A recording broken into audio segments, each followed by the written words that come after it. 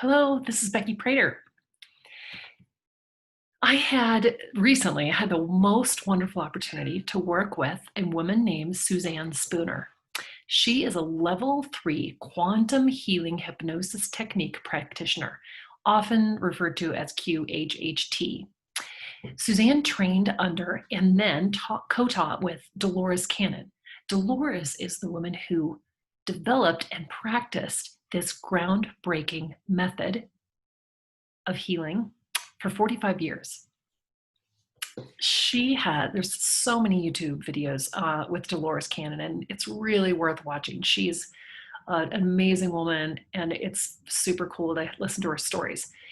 And Suzanne has lots of sessions or partial sessions or lots of videos to watch. It's just amazing. If you need more information, go to those videos. Also, if you want more information about the process, you can go to SuzanneSpoonerQHHT.com. Okay, it was such a great honor to work with Suzanne. It took a year to get the appointment. It was totally worth waiting for.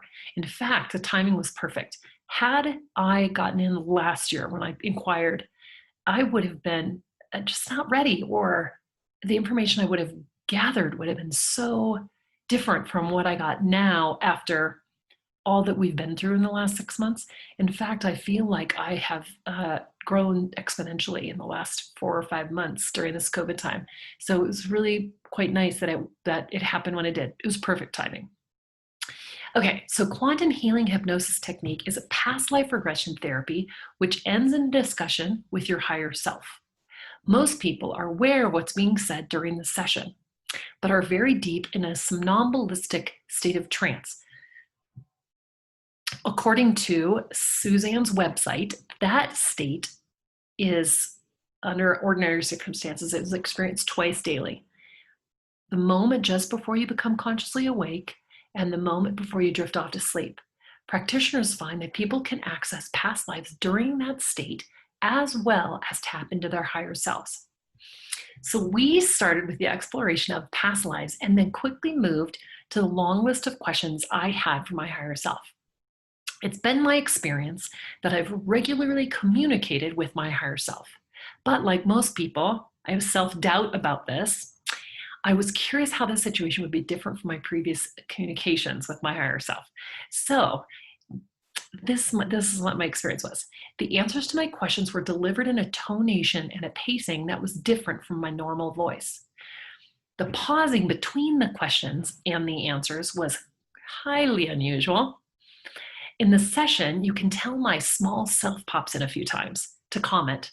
There's an interesting interplay of like high self and small self. It was like I, as a small self, was observing and interacting with my higher self in the session. While I'm not sure this is appropriate, Suzanne kept the session under control and kind of brought me back to the higher self whenever I strayed. But you could tell there was like a difference. And when I listen to the recording, I can really see when the small self popped in, when the higher self popped in. So, or when the higher self kind of was the person talking. Very clear to me. And that I think is important to know.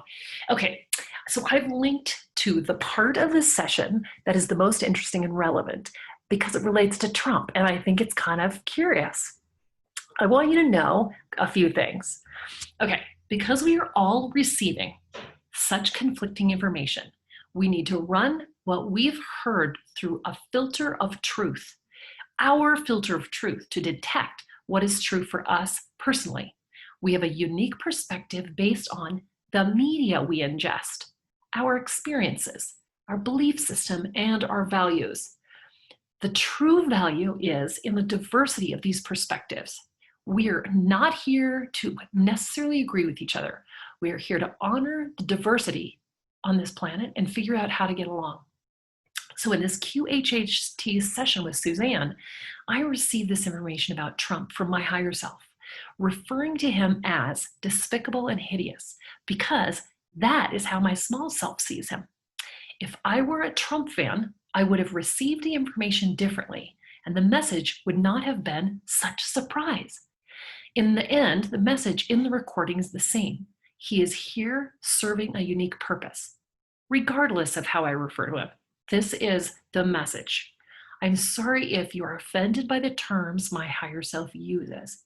Again, we're not here to agree, but to have our own unique perspective and experience, and then respect that in others. I believe it is important that we stay curious. I am watching, waiting, and listening. I'm remaining neutral to the information that's coming to me. I'm running what I hear through my truth filter to detect how my body responds to it. So when I hear something, I know immediately if that matches my truth. And that's important to me. If I hear something and my body reacts like, whoa, that's not true for me, I know it. And that is clarifying and equally as important. Whether something's true or not, I find out because of the things I hear and the experiences I have. So our body is the detection device that we can use to determine what is our truth. That's why it's amazing to have exposure to different information. Okay, so we are in a massive shift and it's hard to know exactly what's going on. I actually believe it's beyond our ability to understand right now. Best to allow, stay open to more information, expect miracles, and then vote according to your truth.